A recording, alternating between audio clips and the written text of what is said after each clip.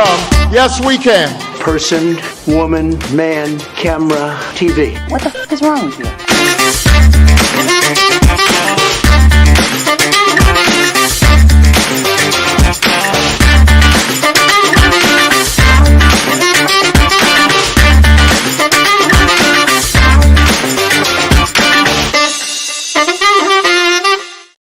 Good morning. Welcome to What the Franklin. I am your host. They named the show after me. How about that, huh? Hey, big stuff today. We're going to get into why the feds won't declassify cannabis. What's going on? I mean, even Democrats, Obama had 8 years and do it. Biden's into his third year. What's going on with that? Also, the latest on Bill Cosby and George Santos. They're both in the news today. The coolest video you'll see on the web. We'll have a video today about whether or not the GOP is DOA. And a little bit later on, some commentary about the border so we can set the facts straight. That's the whole point of this, right? I want to start, though, with talking about the danger of Ron DeSantis. And he's dangerous for a lot of reasons. I think one is because he plays a tune for the uneducated and the people who over the last 3 years during COVID listened to people like Rand Paul and the conspiracists on the web, everything from Chinese lab machinations to, the efficacy of masks and vaccines. But he's crossed the line now, a dangerous line. And joining us to talk a little bit about that is Dr. Art Kaplan. He is the founder of the Bioethics Division at New York University's Langone Medical Center, and always nice enough. I know he when he sends these emails out with these things, and he knows he's going to get a call from me, and he's always says yes, and I do appreciate it, Art. Thank you so much for being here. I enjoy our conversations, Chip. You always get a yes from me. So, Ron DeSantis putting the state of Florida is now putting politics ahead of science when it comes to COVID. I'm reading a bit from your article. He's decided to push his White House ambitions by running an anti-science platform. That's scary as hell. What's he actually doing? Well, he's literally announcing almost by the week at this point that there's something he doesn't like about COVID policy, about public health policy. But it's not just that he doesn't like it. He's announcing he doesn't believe it. So the first thing he did was he told his Surgeon General, who's just as ideologically daffy as he is, to form up a committee. I think it's got it sounds like some kind of Chinese Communist Party committee. It's like the Integrity Committee or the Integrity on Public Health Committee. And it's 7 handpicked kooks that he wants to review all of the public health approaches that the federal government took in Florida and basically say, do they conform to Florida community values? So just on that score, he's handpicked a bunch of people. I can tell you what they're going to conclude. No, the federal. Well, I mean, the congressman, Matt Gaetz from Florida, recently had comments on masks and said that any man that wears a mask isn't a real man. Yeah. And when you're dealing with that kind of, especially now as COVID and a possible variant begin to, and of course, as you might have heard today on the news, that we're requiring people coming in from China to take a COVID test.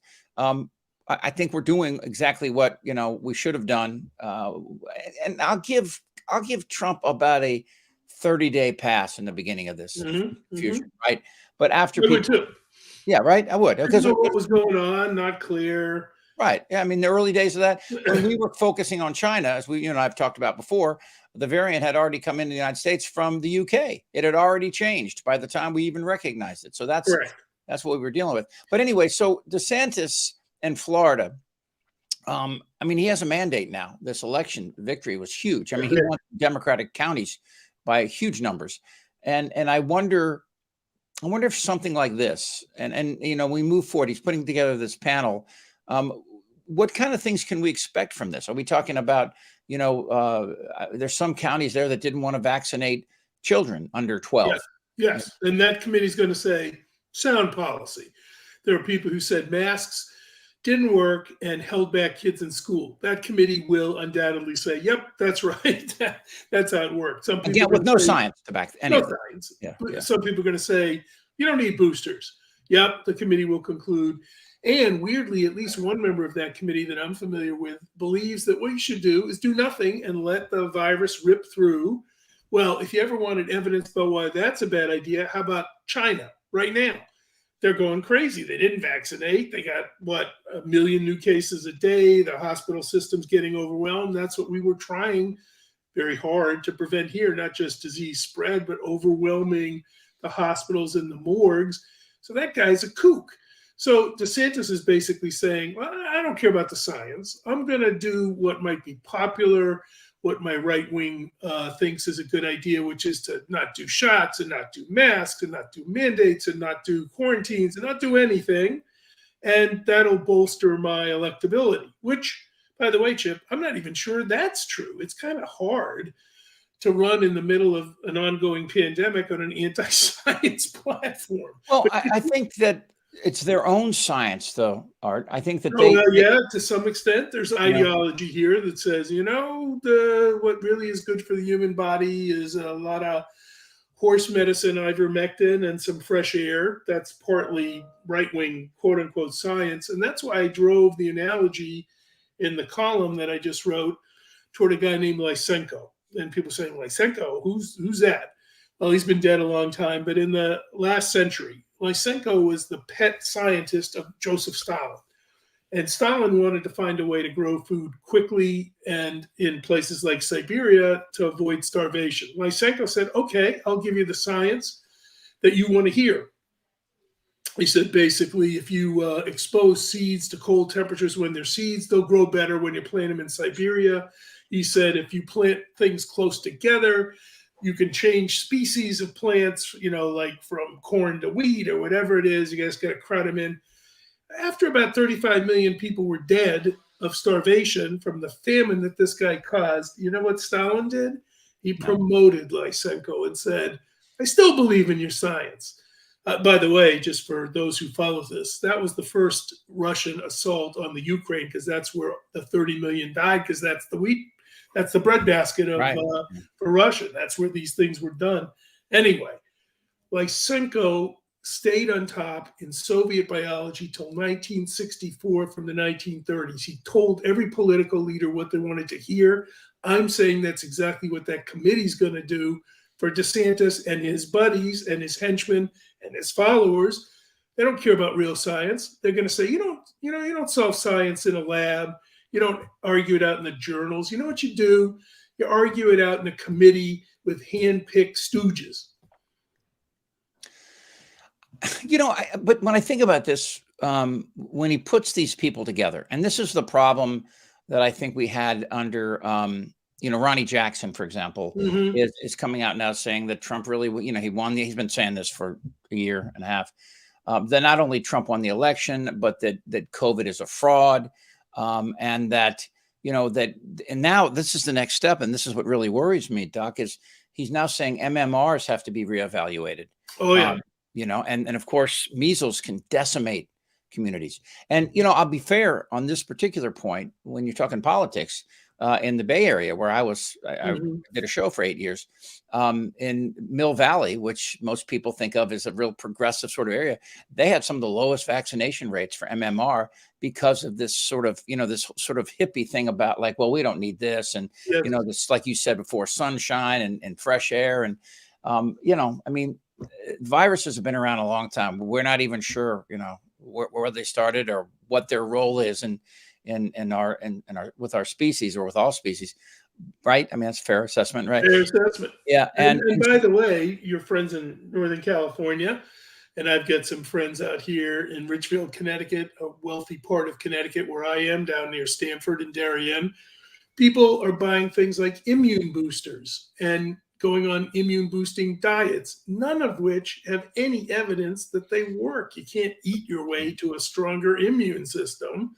What you need for immune boosting is shots. Shots do that. Diets don't do that. And people are ripping off folks right on television saying, you take this pill or, eat this food. So Ronnie Jackson, presuming he sobered up when he made these pronouncements because he had his own problems with alcohol over the many years and drugs, apparently. I would say it's that kind of tell them what you want to hear attitude that this society can't afford. By the way, we can't afford it with COVID. We can't afford to do this with climate change. We can't afford to do this with things like, do we need to repair our infrastructure, which is an engineering question, not a political, the bridges don't fall down for any reason other than they rust or corrode or they're not maintained. And that's science that tells you, what you got to do in terms of when you got to repair your infrastructure. Yeah. Across the board, this anti-scientism is totally dangerous for us. When I listen a lot to podcasts, and there's one that I like a lot, Malcolm Gladwell, who I ironically bugs the hell out of me in person. I've met him a few times, but he's a brilliant guy, and he's a really good social scientist. I mean, he pushes the envelope. And one of the things you speak about the success of federal government, two of the biggest successes we had that were pushed back on, and one was about 100 years ago with fighting goiters. The lack of iodine, in some of the Midwest areas where it just wasn't part of their habitat, and so he went in and he told people that that they had to they were trying to figure out how they could do it, how they can make a vaccine for iodine, and they put it in salt. Yes, and all the salt manufacturers said great, and all of us in a matter of and it was like one of the greatest public health victories ever. In a matter of a couple years, goiters went away. And by the way, his show, which matter of fact was just on, you were on one of his shows a couple weeks ago. So the other thing that's happened is we put vitamin B, folic acid, in our bread, and it's decreased the rate of birth defects. Simple maneuver. But the other one I wanted to mention, what I was going to keep coming back to is, if you look at worldwide what's happened to measles, polio, cervical cancer, they've all dropped significantly because the vaccines work. And you know what the side effects are? Almost nothing. But that isn't the evidence that's sort of driving all vaccination right now. It's choice and rhetoric about it's up to me and I get to choose. If you send your kid to school with measles, or for that matter to Disneyland or Disney World, you're choosing to harm others. Shouldn't that be a limit on what you get to choose? And of course, we're talking about children who have a susceptibility because of immunology issues, right? Sure, there's plenty of kids with immune disorders. There's people who have cancer. They're prone to these infections. There are plenty of people out there also who have transplants and are undergoing chemotherapy. Those all knock your immune system silly. We don't care about them, apparently. One of the other stories that Gladwell had, which again shows you the power of an organized government taking a task to hand, was the opioid crisis. I don't know if you heard this one, but back in the early 90s, before OxyContin, right? There was 5 states had a thing called a triplicate prescriptions, right? New York and Massachusetts, border states.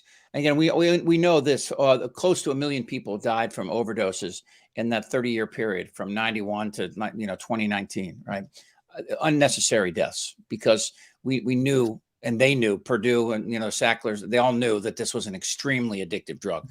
So some people said, look, if you make a doctor write 3 prescriptions, and the third one he keeps on hand, so we know exactly where every pill went, it'll be harder for the abuse of these opioids.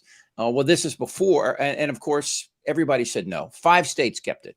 Texas was one of them. I think Illinois, California, New York, and there's a 5th. I'm forgetting. Massachusetts, Well, Massachusetts didn't have it, actually. And this was the interesting thing about this. So in a period of about 9 years, when you look at the overdose rates after OxyContin came on the market, right? Massachusetts, which didn't have this triplicate policy, so doctors didn't have to write 3. There wasn't always the ones. You got a natural experiment running, right? Yeah. And it was a natural experiment, right? Exactly. It was not nobody had to set it up. It was right. 2 states next to each other. New York State had about, I want to say 89 deaths from overdoses in like a 7 or 8 year period. And Massachusetts had somewhere close to 12,000. And this is, again, this is the federal government coming in and saying, look, we need to regulate this. This is an extremely dangerous situation. So, and I've told people, I don't know if you had a chance to read Michael Lewis's book, Premonition. Yeah. Yeah. Great observation of what public health officers have to deal with. And here in California, we had one, I believe her name was Cindy Dean, who is a focus in this book. And she would get like, at one point, she realized there was a tuberculosis and they'd found it in a woman and it was in her brain, and that, which is bad, but it's not like in their lungs. So she wanted to get this, find out for sure. And she went up there and the doctors wouldn't perform an autopsy and they pulled the body outside. They made her do it. She had to literally cut with garden shears. She cut the guy's chest open, stuck her hand in there, took the lungs out, put it in a bucket. And there's like 8 men, with masks on and standing way back afraid. The point is that, we do have people, the knowledgeable people in positions of power and authority that can save a lot of lives. But we're dealing with people like Ron DeSantis and other officials. In fact, let me mention a contemporary one. It's Fauci. Fauci has saved more lives than Ron DeSantis is able to count. It's that simple. There were threats that Rand Paul was going to put Fauci on trial, so to speak. Trial? What is this? Lysenko again with the show trials? But in a way, I was longing for that because I wanted to see Fauci eat his lunch. Fauci is a giant in immunology. Fauci's been saving lives since HIV. I forget this next physician's name, but he works for the White House. You'll know his name once I play it. And what he says about academics and scientists and their role in this is really interesting. Watch this. That America's physicians, like the real leaders of American medicine, the people you trust for your cancer care and your heart care and your pediatrics care, are out there telling you need to go get a vaccine. You can decide to trust America's physicians, or you can trust some random dude on Twitter. Like, those are your choices. But I think the key here is to get trusted voices out there spreading truth, spreading science-based information. And for journalists and for people who run platforms, what I would say is you should be thinking about what your personal responsibility is. And do you want to be a source of misinformation and disinformation? That's up to those individuals, but I really think it's really important for me, to be spreading good information. Yeah, that's Dr. Jha from Brown University, who went to advise the White House, and I absolutely agree with him. One of the things that kills me about social media, mainstream media coverage is you can't cover science as a two-sided thing. It's not like, on the one hand, there are scientists who think that boosters are good and that masks are useful and that clean water is healthy.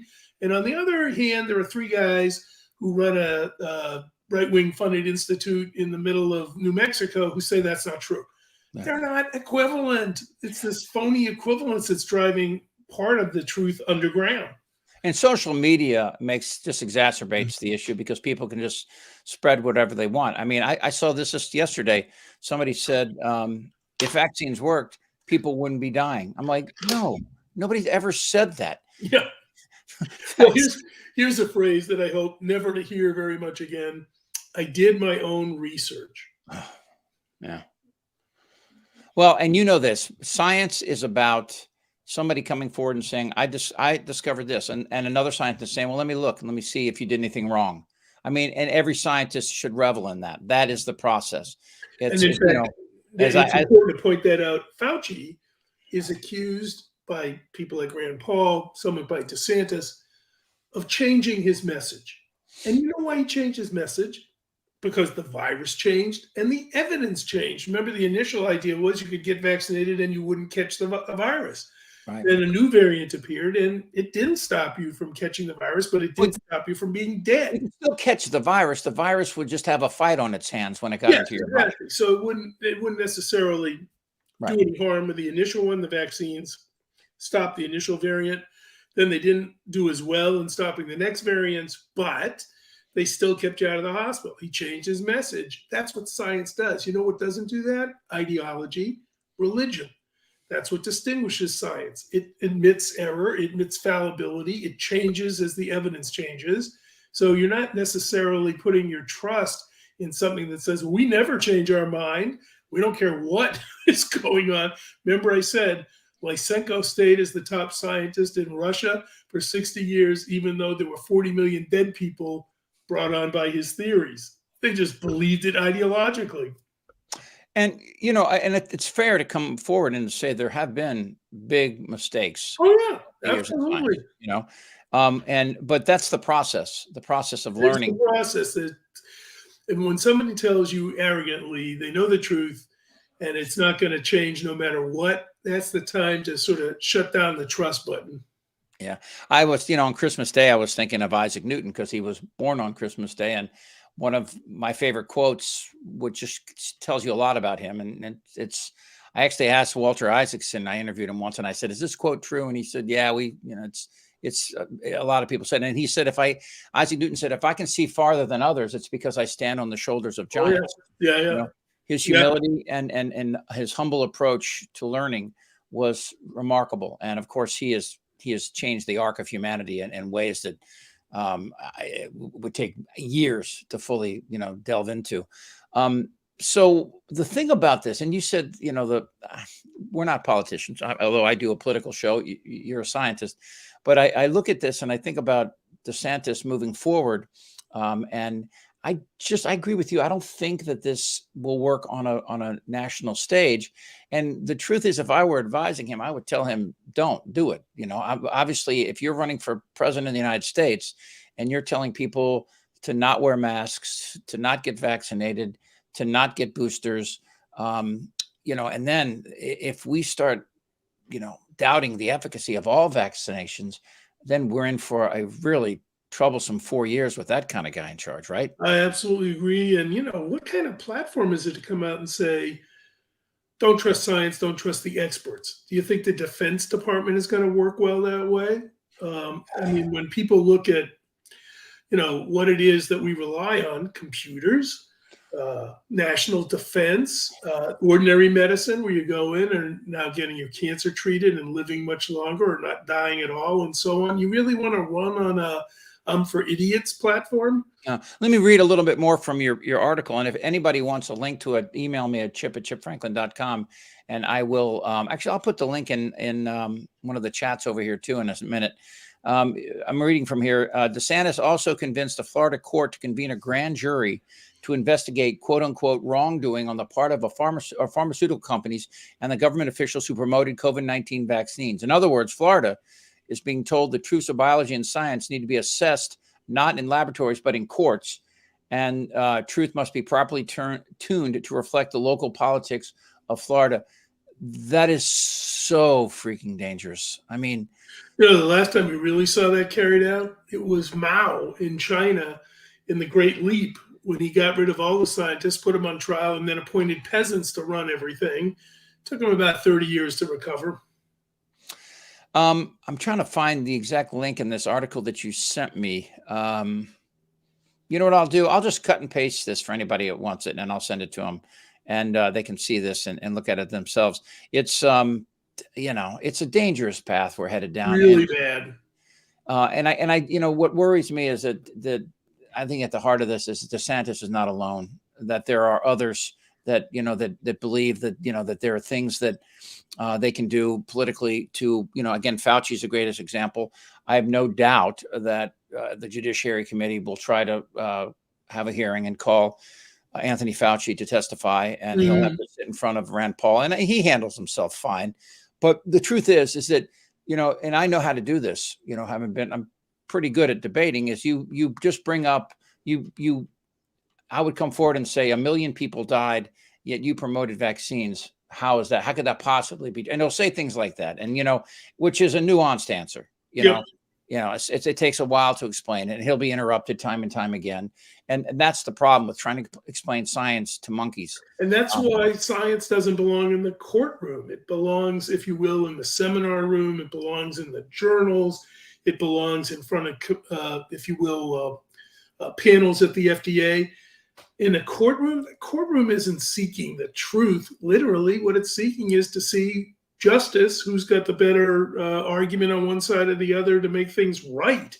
But it isn't necessarily the place you go to find out what's true. Yeah.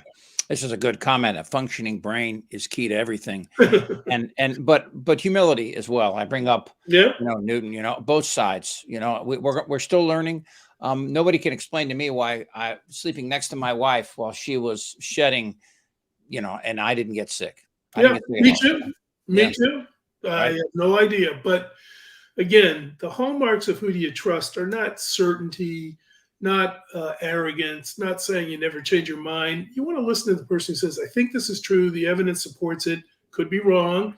Going to learn more. Evidence might change. I hope to keep up with it. But, with humility, I'm going to tell you, these are your best strategies. As soon as you get certainty, as I said, you're moving toward ideology. You left the world of science. Yeah. Doc, thank you so much. As always, again, we're talking to Dr. Art Kaplan. And, I think the thing that people have to remember, again, the Division of Bioethics, Langone Medical Center, the thing that people have to remember is that, we're all in this together. And I don't just mean the United States, I mean the world. Mm-hmm.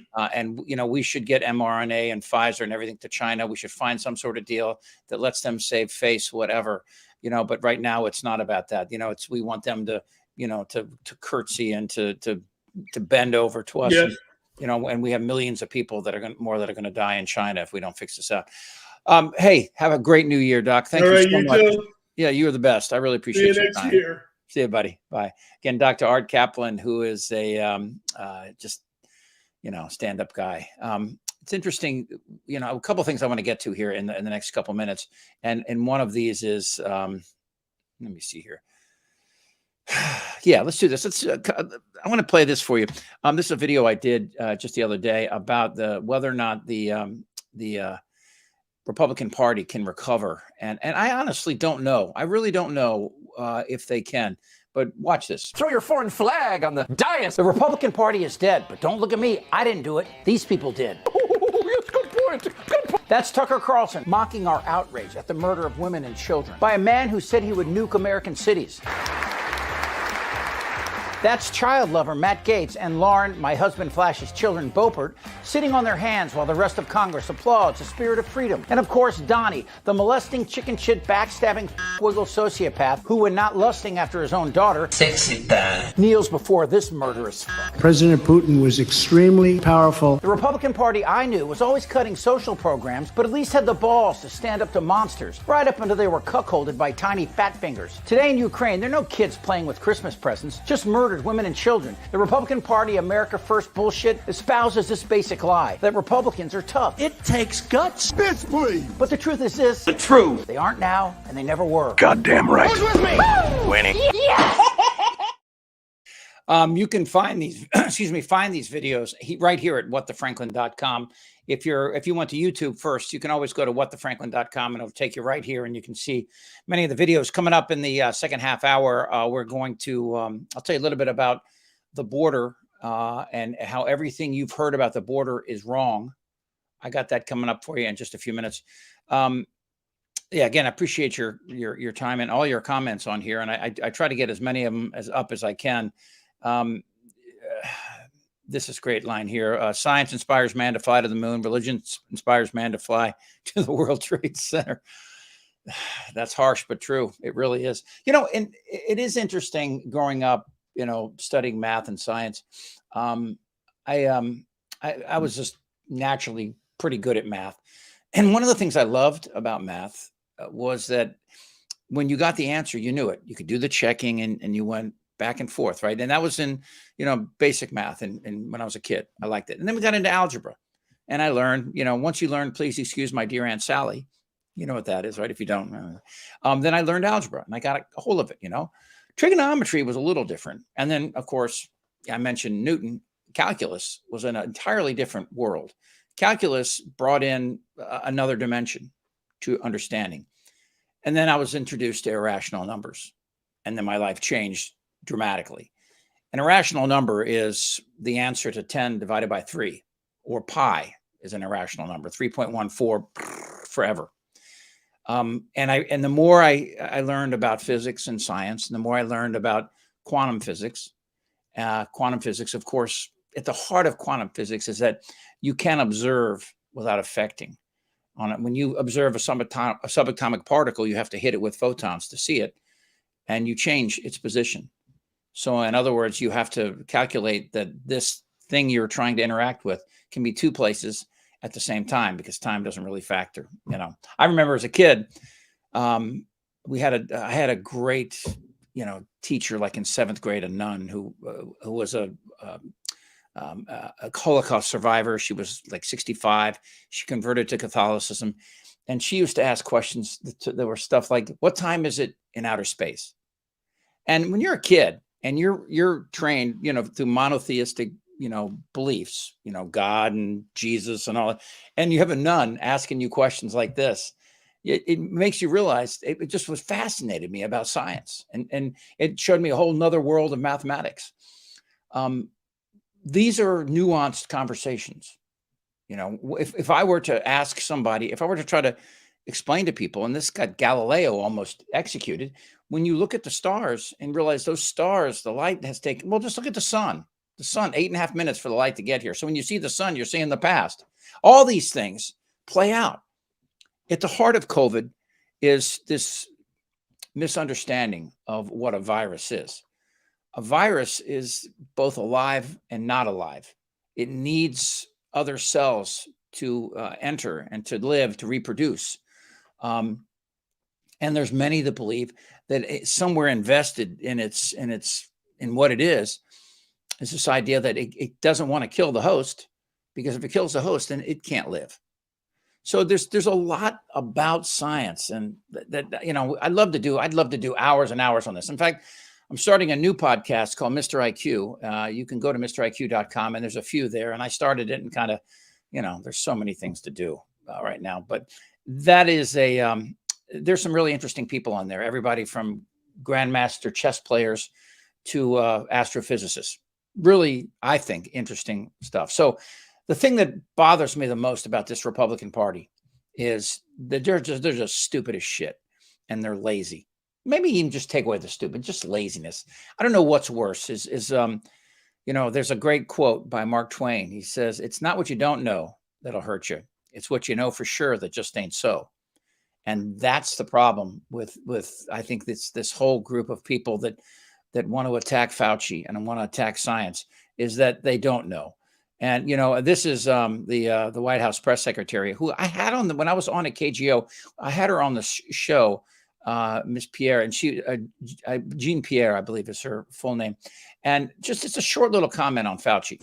Dr. Fauci has always led with the science, and our country is stronger and healthier because of his leadership. That's true. And he was a very brave man, and he's taken so much shit from people. It's just difficult. All right. This is kind of a variation, this next story, to science. And really, when I was a kid, I remember my dad was a police officer, and he would talk about marijuana, and he would say, pot leads, it's a gateway drug. I'm a young kid, and my sisters all grew up in the 60s, and they're like seven. The closest sister to me in age is like 7 years difference. And then my oldest sister's 17 years. And so they lived the 60s. I didn't. But my first introduction to marijuana was after listening to my dad saying that if I ever smoke a joint, I'll immediately have a needle in my arm and all this crazy shit, right? And so I remember the first time I did, I was scared to death. And the only reason I did it is because it was this beautiful girl that I wanted to get close to. And so she smoked, and I had a few hits of it. And I was like, I thought to myself, well, this is remarkable. What's going to happen? When does the needle happen? So I was lied to. I was lied to my entire youth about marijuana. Now, I'm not the kind of, I tried basically every drug. Just about. I never put a needle in my arm, but I was around it. I was a musician, and people are offering it to us for free. So, everything from coke to hash to I even once smoked some pot that somebody had sprinkled heroin on, but none of it stuck. It's just not me. I'm more of like, I'll have a beer and maybe an edible, but I just, I don't get high. I fall asleep. But I've seen the remarkable progress we've made in understanding exactly where not just THC, but CBDs play in our lives. they have a tremendous impact.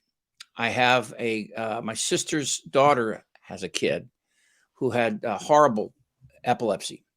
I'm talking 7 to 10 seizures a day. And they started him on a program of CBD. So here's a kicker. She lived in Springfield, Virginia, and she would have to drive, not fly, because in an airplane, you couldn't bring it back. She'd have to drive to Colorado to get CBD and then drive back and hope somebody in Kansas didn't pull him over because they knew what was going on. This is to keep her kid alive. Well, there'd been brain damage, but because of all these episodes with epileptic seizures, but the seizures went from 7 to 10 a day to 1 a month now, and they're much milder, and he's making progress. Why couldn't we have had that out there? What is this fight against CBDs, and why won't the federal government declassify it? Take it off the same roll as meth and coke? Seriously, or crack? So Matt Hawkins is going to join us. He is an expert in the world of cannabis, and nice enough to take the time to talk to us about this. Matt, first of all, I love what you're having behind you. If I was high, that would be really perfect to look at. Kidding you. So let's just start with a basic question. Where are we right now across the United States when it comes to Americans being able to either get CBDs with THC or be able to smoke pot? I mean, where are we Sure. nationally? Well, I don't mean to correct you, but I want to make sure it's clear for your audience to understand this. Like, because for your nephew or niece, I'm sorry, I didn't know which one it was. Nephew. Yeah.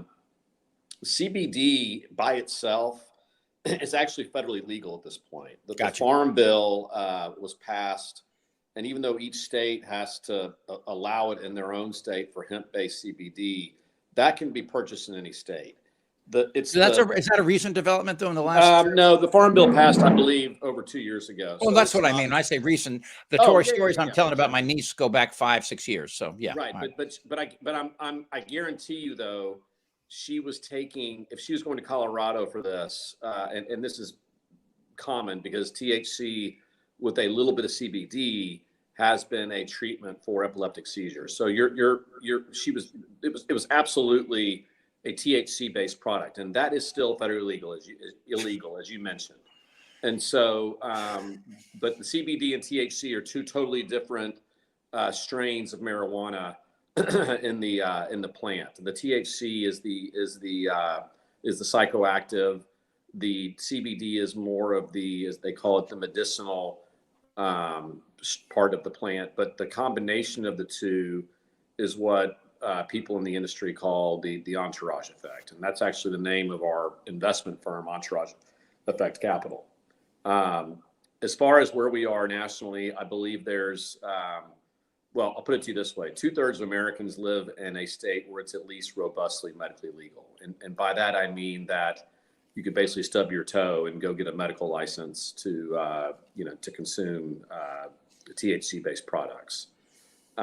You're talking about from a recreational side, the population states, the large population states other than Texas and maybe Florida are the only ones that really have not passed it yet. Florida, but Florida on the other hand has a extremely robust medicinal program.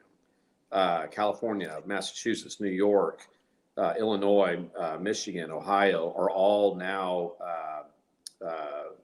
recreationally legal states. Missouri just passed too. So a large swath of Americans are now in that position to where they can buy marijuana legally. What's happening politically is a different story. You can point fingers at both parties for this one. Right. The Biden administration had, plus you had, both the Senate and the House for 2 years had the opportunity to do something and nothing happened. And the problem is... Well, can I jump in there, Matt? Sure. Can't the president just do it without Congress? I mean, it's the FDA, right? Not necessarily. There has to be a switching of the descheduling of the drug, first of all. Okay. And so there has to be some legislation, some form or fashion. I think all these things you're spit, but you know, again, there's this gray area like we've seen in other facets of the government where the president does something and next thing you know it goes to the Supreme Court. Right. And so who knows what's allowable and what's not. But the problem is you've got the far right that doesn't want this at all. And you have the far left that is pushing for all of the different social equity bells and whistles along with anything that has to do with commercialization, and you get to a loggerhead at that point because there are people right of center absolutely want this thing legalized because it's more income. I mean, it's you're taxing and regulating something that's already in existence. This is arguably a 60 to 70 billion dollar market right now, and only 30 billion of that has been converted to the legalized market. To your point, when I go to buy edibles, and there's a place here in San Diego called Mad Men, right? MedMen, excuse me, MedMen. Yeah, I was thinking of this parody of. That's right. And they will when you go to buy it, like for example, I'll get a box of 20 edibles, right? And they're chewable, and they only have 5 grams of THC. I don't get high; it just makes me tired, and I go to bed, right? And you can get them with lower amounts. You can get melatonin added, a whole lot of things in there, right? Sure. But it's $20. The tax is almost $4. Yeah. So as you can see that, you know, the governments are missing out on this. But a big part of this, I mean, I'm just trying to figure out who's against declassification. And my first thought would be the alcohol industry. Is that true? Actually, on the contrary, you know, we actually have quite a few investors in our, you know, in our 3 funds that are either family owners of distributors or alcohol companies themselves, and so they're all actually trying to figure out how they can get this into their portfolios sooner rather than later. Beer sales are stagnant, so the distributors are all looking for a way to be able to get this on their routes and make that happen. Big Pharma wants it in some form or fashion. Do they want it maybe right now? Who knows? But I'm telling you, the people that are against this are the far right and the far left because they don't want you know, they don't want commercialization without having their hands out for social equity. And some of this stuff, for those of us that are more in the center of the political world, is mind-boggling because they're in states like California and New York, you have a better chance to get a cannabis license if you were a convicted felon than just someone like you and me who've never broken the law. Why is that? Because of all the injustice that has occurred with incarcerations for cannabis crimes, you know, and since the war on drugs started, but that shouldn't penalize people that are law-abiding citizens today. And it's become a very, very polarizing topic of conversation within the industry because while we all want people of all color, race to have the equal opportunities as everybody else, it shouldn't go the other way around to where law-abiding citizens have a harder time getting a license than those that don't. Wow. We're talking to Matt Hawkins here about the declassification. What's the closest we've come, you think, in the past 10 years? Just here in the past several months, there is a piece of legislation called the Safe Banking Act that didn't move the needle a lot, but it would at the very least allow the big banks to come in and provide not only banking services, but also lending services, as opposed to just the credit unions, state charter bank, municipal banks that all the companies use now for their business services for checking accounts. And they'll take deposits, but they don't, there's no commercial lending in the industry right now. So the cost of capital is exorbitant. So what happened was, just real quick, so you're clear, there was a chance that Schumer was going to try to get this into the defense bill and then also the omnibus package. He failed on both. And he made some promises that he shouldn't have made. And so the industry is very much up in arms now. And for people that don't know, getting riders on the bills that are necessary is a common practice in DC, and it's done a lot. It's how pork is distributed. This, however, is not. You wouldn't believe and if you read I don't know however many thousands of pages it was, supposedly there is so much pork that was negotiated into this thing, and it doesn't include, you know, a real social problem that we have right now is cannabis banking, because of the crime and the amount of troubles that it causes the businesses to compete against the illicit market. And that's the biggest issue here. This is not a creation of a market, it's a transformation of one. Yeah. And if the states would just realize that if we reduce the burden on those of us that are doing it legally, their tax base would grow dramatically because they tamp down the illicit market. It's common sense, but again, you're talking to politicians both at the state level, actually all the way from local, state to federal, and it's a bunch of nonsense.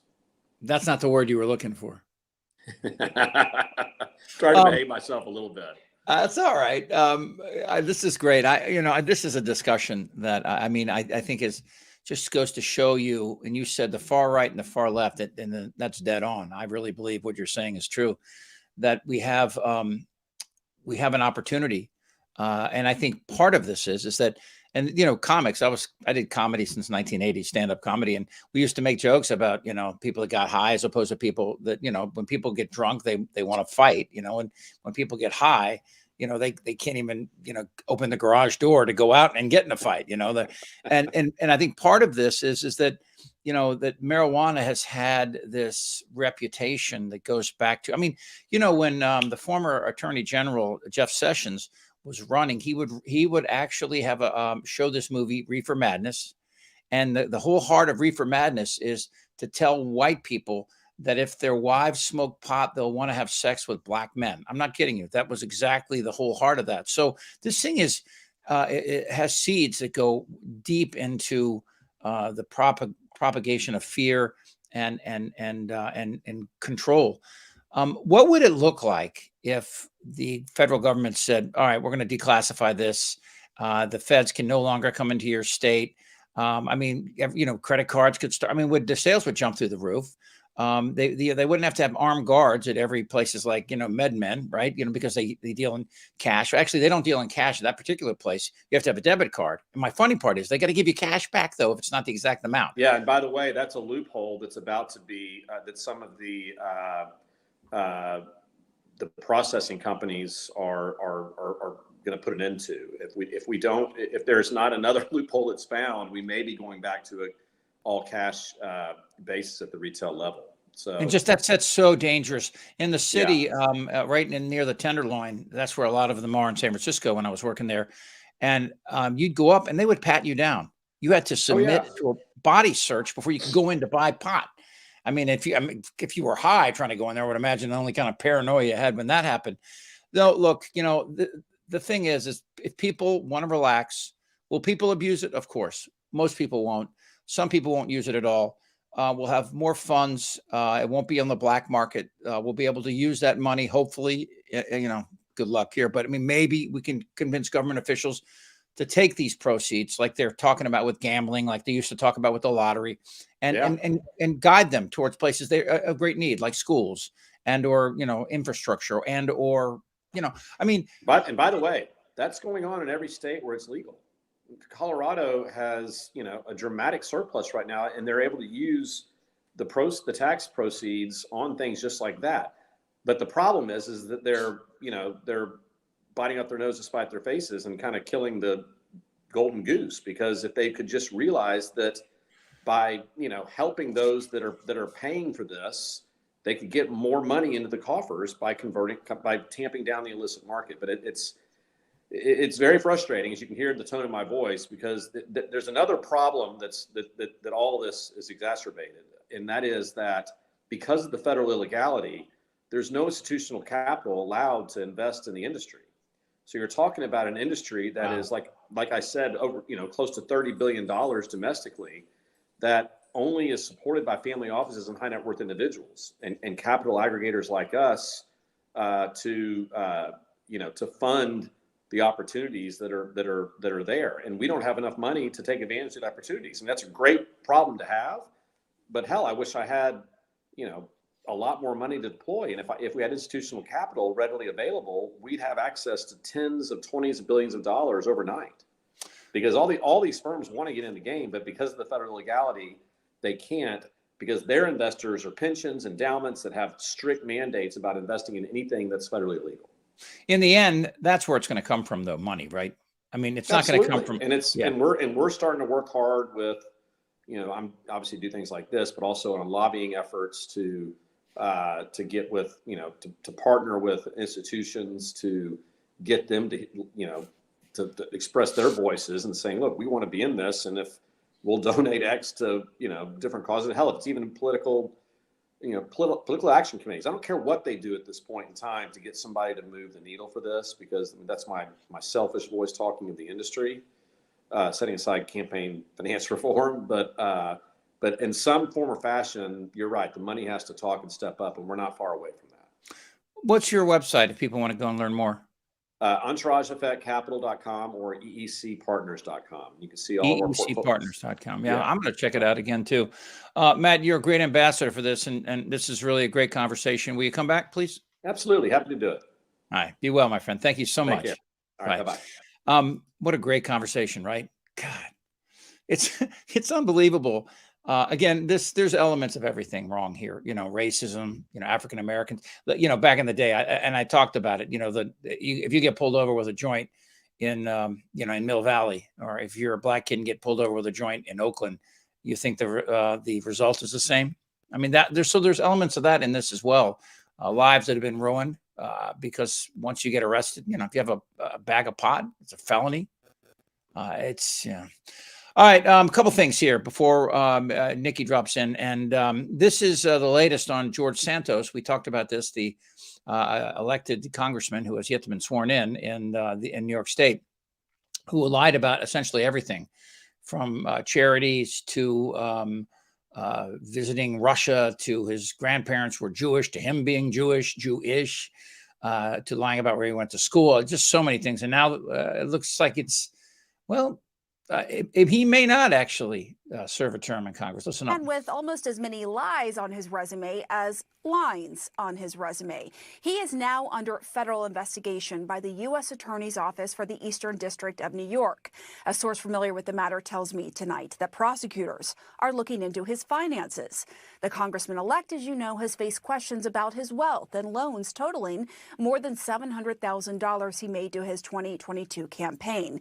We have asked for a comment from a representative for Mr. Santos, but so far have not heard back. And again, the interview that was really remarkable, ironically, was done by Tulsi Gabbard, who attacked him, and understandably, because he was, he had the balls to go on Fox thinking that they were going to back off, and of course they didn't. And I think the thing about this is, and I'm not going to blame Trump on this entirely, but there are people now that lie and just don't believe that there's any real repercussion for it, and that there shouldn't be. And I think that, listen a little bit to this, because I think, even though Gabbard is, she's odd, and she's attacked science. She's attacked, not only the COVID vaccines, but some of the epidemiological methods to control the virus. So she's nuts in that way. But this interview with Santos was revealing. Listen, and now I want to put this past me so I can deliver for the American people.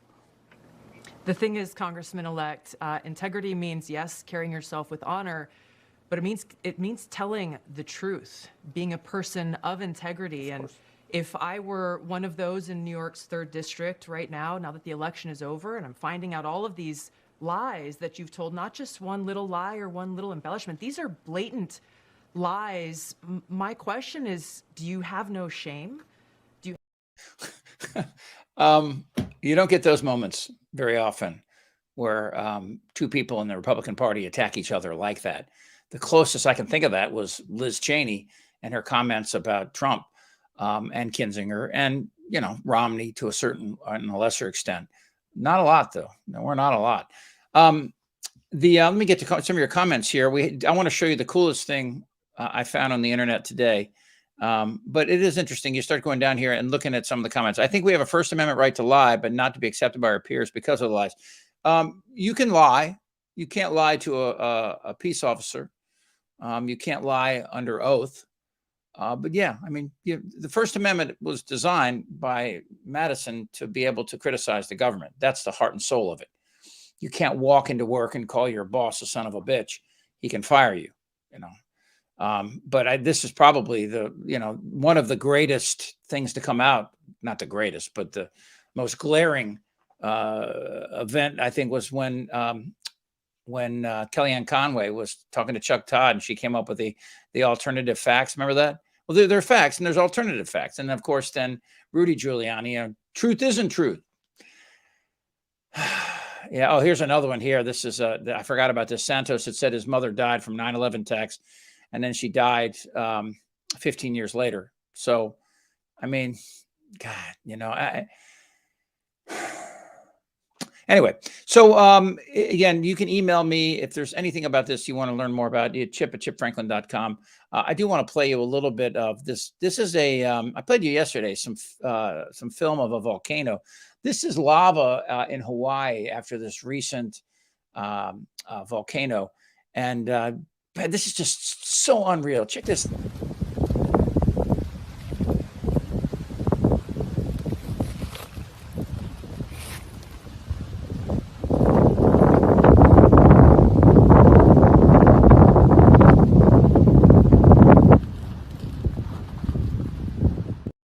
How cool is that, right?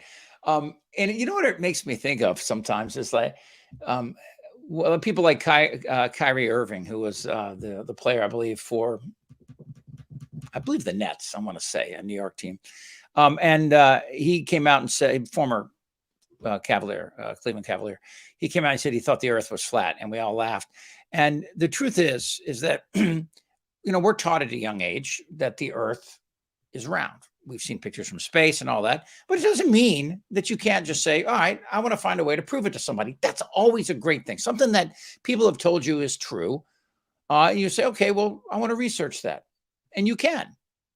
You can go up on the hills where I live in San Diego, and you can look at the ocean and you can see boats coming over the horizon. You can see the actual earth bending. And this is a weird irony about the telescope, that Galileo didn't invent the telescope. He brought it down, I want to say, from Denmark or Norway. And he thought he would go up into the hills and look for ships coming in with goods and then go into town and short the market, knowing that, once the ship came in with all these goods, their costs would drop precipitously. So he originally used the telescope as an economic tool. And then when he turned it towards the stars, as we were talking earlier, and realized, whoa, those are little suns, the Catholic Church didn't take much to that, and they put him on house arrest. They threatened to burn him at the stake if he didn't renounce his findings and his conclusions. So it's not a recent development we've had in this country where science is under attack by ignorant people, and it's frightening. And it is I'm sorry. Let me do this here. I am going to send Nikki a link to the show. I thought I did, but apparently I did not. And I will do that right now. Nikki's show, by the way, Nikki Maduro is, the fabulous Nikki Maduro that I have worked with. It's on your way there, Nick. I think the key here is that, again, science is okay to examine. It's okay to challenge it, but you challenge it with science. If you challenge it with religion or hyperbole, or, guesses. I mean, in a scientific, here's another great example would be Einstein, right? Einstein had these tremendous thought experiments. He was early on, he was a patent clerk. So he wasn't a scientist, but he said, or a physicist, but he thought that light would be bent from gravity. In other words, the sun imagine you're sitting on a bed, and there's a basketball in the bed, and you sit on the bed, and the basketball starts to roll toward you, right? Oh, Nikki loves these conversations. Let me bring her on this. We're talking about Nikki Maduro show starts at 2:00 today. I was talking noon. I'm sorry, noon to 2. My bad. 2:00 Central Time. There. Yeah. Well, we're all over the world, baby. This is the internet. There you go. That's true. Yeah, right. I asked this earlier. What time is it in space? Yeah. Anyway, I know you hate this shit, but I love talking about this stuff. Anyway, but I was just trying to explain about how, we had Ron DeSantis is attacking science And Dr. R. Kaplan was with us at the beginning of the show, but he wants to be president. It's dangerous stuff. So there are thought experiments you can do, and you can look at science. And if you want to challenge it, fine. Of course, that's of okay. course. Yeah. But this is my favorite thought experiment. He said that, again, gravity is a dent in space-time. It's not a force in and of itself. It's an observation. When you sit on a bed and there's a bowling ball or basketball, the ball is going to roll towards you. You dented space-time. Your mass is greater than that. It's attracted to you.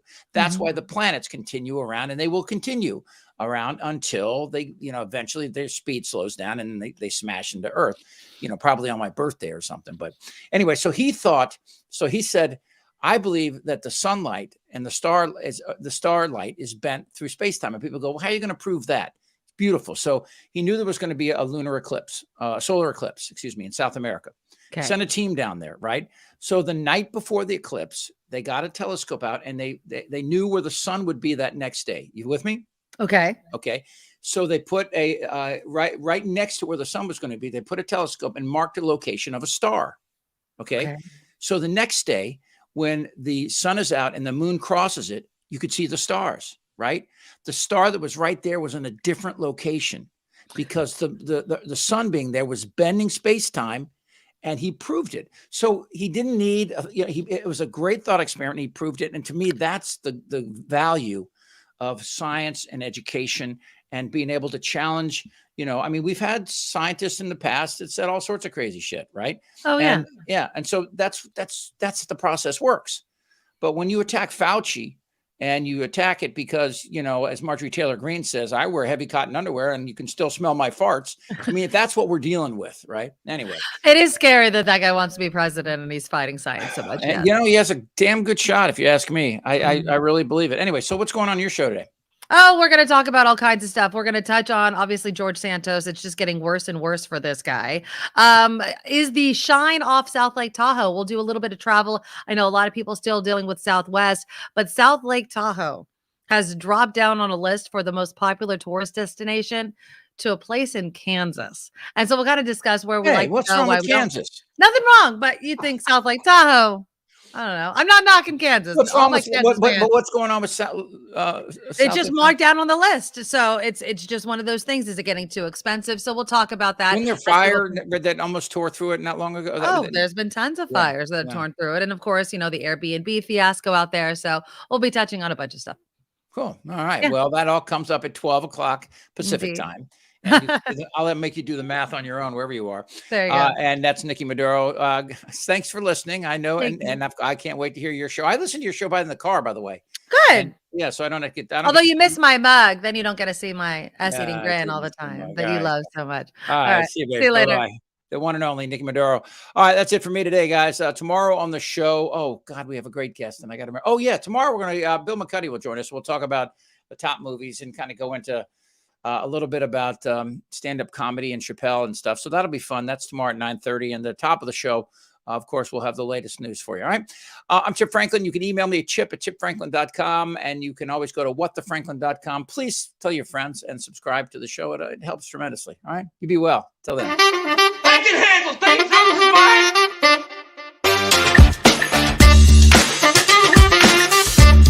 We shall overcome. Yes, we can. Person, woman, man, camera, TV. What the f*** is wrong with you?